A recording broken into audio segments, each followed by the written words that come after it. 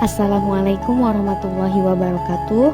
Saya Febrina Irmayanti sebagai peserta Latsar CPNS tahun 2025 angkatan 16. Kali ini saya akan menyampaikan tugas saya, yaitu resum substansi kegiatan kesiapsiagaan bela negara dan contoh tata tempat kegiatan resmi. Langsung saja, yang pertama yaitu kesiapsiagaan bela negara. Apa sih kesiapsiagaan bela negara itu? Yaitu suatu keadaan siap siaga yang dimiliki oleh seseorang, baik secara fisik, mental maupun sosial, dalam menghadapi situasi kerja yang beragam, yang dilakukan berdasarkan kebulatan sikap dan tekad secara ikhlas dan sadar, disertai kerelaan berkorban sepenuh jiwa raga yang dilandasi oleh kecintaan terhadap NKRI. Berdasarkan Pancasila dan Undang-Undang Dasar Negara Republik Indonesia 1945 untuk menjaga, merawat, dan menjamin kelangsungan hidup berbangsa dan bernegara. Kemampuan awal bela negara dapat berupa fisik maupun non-fisik. Kalau secara fisik dapat ditunjukkan dengan cara menjaga kesiapsiagaan diri, yaitu dengan menjaga kesehatan jasmani dan rohaninya. Namun secara non-fisik yaitu dengan cara menjaga etika, etiket, dan moral, dan memegang teguh kearifan lokal yang mengandung nilai-nilai jati diri bangsa yang luhur dan terhormat. Nah, contoh bentuk latihan kesiapsiagaan jasmani bisa berupa lari 12 menit, pull up untuk laki-laki atau signing untuk perempuan, bisa sit up, push up, lari membentuk angka 8 atau lari 2,4 km, bisa juga berenang. Selanjutnya, untuk menjaga kesiapsiagaan jasmani ini diperlukan makanan-makanan yang bergizi secara teratur dalam porsi yang cukup, terus juga menyediakan waktu yang cukup untuk istirahat, membiasakan diri untuk berolahraga, dan memperbanyak mengkonsumsi air putih.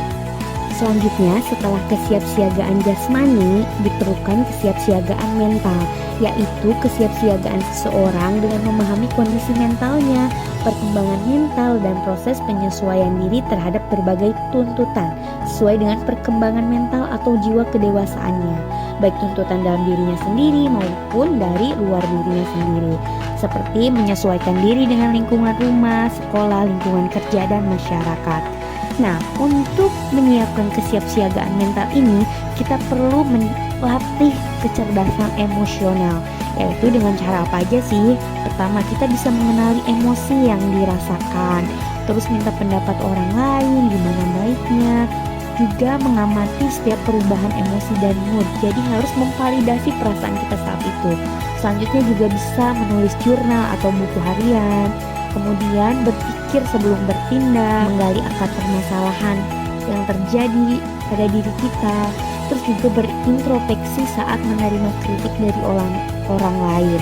Selanjutnya memahami tubuh sendiri, kalau misalnya lagi sakit itu ada apa, itu pahami. Terus juga yang terakhir bisa melatih kebiasaan-kebiasaan yang telah disebutkan. Selanjutnya yang tak kalah penting yaitu etika, etiket, dan moral.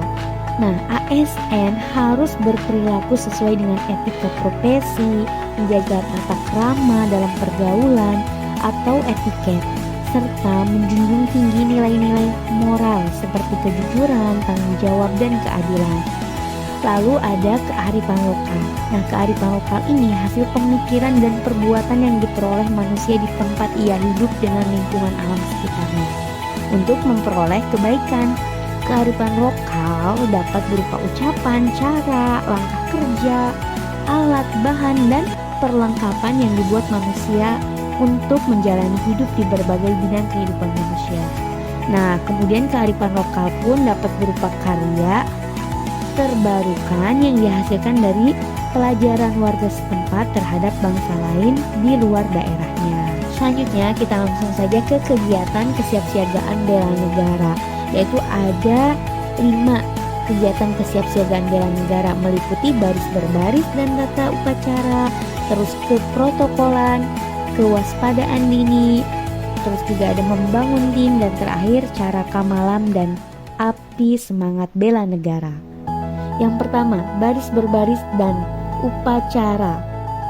Tujuan dari adanya baris berbaris ini adalah meningkatkan disiplin, kekompakan dan juga ketertiban. Nah, kegiatannya itu seperti latihan peraturan baris berbaris, pelaksanaan upacara bendera, serta penghayatan makna simbol-simbol negara. Manfaatnya melatih koordinasi, respon terhadap komando dan juga rasa nasionalisme. Selanjutnya yaitu keprotokolan. Keprotokolan ini memiliki tujuan untuk memberikan pemahaman tentang pengaturan acara resmi sesuai dengan perundang-undangan. Nah, materi di keprotokolan ini biasanya mencakup tata tempat, tata penghormatan, urutan kehadiran, dan pengaturan acara. Manfaatnya untuk menumbuhkan penghargaan terhadap struktur dan etika birokrasi. Selanjutnya, contoh tata tempat kegiatan resmi. Biasanya orang yang berhak mendapat tata urutan yang pertama adalah mereka yang mempunyai jabatan tertinggi. Yang bersangkutan mendapatkan urutan paling depan atau paling mendahului. Selanjutnya, contoh layout tempat acara jamuan santap malam kenegaraan. Nah, untuk kursi utama, dia berada di depan. Dan sebelah kiri kanan kursi utama itu lembaga negara, menteri dan rombongan resmi tamu negara. Dan yang di seberangnya berwarna hijau itu undangan lainnya.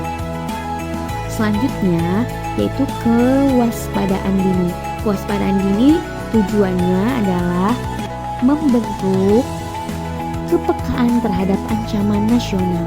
Kegiatannya biasanya pengenalan analisis intelijen dasar dan metode pengumpulan keterangan atau Bapulket. Manfaatnya meningkatkan kemampuan berpikir strategis dan responsif terhadap isu-isu nasional. Keempat, membangun team building. Tujuannya menumbuhkan kerjasama, kepemimpinan, dan komunikatif efektif. Kegiatannya bisa outbound, simulasi peran, permainan kelompok, dan manfaatnya membentuk sikap inklusif, kepercayaan tim, dan inisiatif kerja. Selanjutnya yang terakhir yaitu Caraka Malam dan Api Semangat Bela Negara yang memiliki tujuan menguji ketahanan mental dan fisik dalam kondisi terbatas. Kemudian kegiatannya bisa lintas malam, misi rahasia, renungan malam, dan juga refleksi nasionalisme. Nah, manfaatnya menanamkan rasa tanggung jawab, loyalitas, dan pengorbanan demi bangsa. Sekian yang bisa saya sampaikan. Terima kasih. Assalamualaikum warahmatullahi wabarakatuh.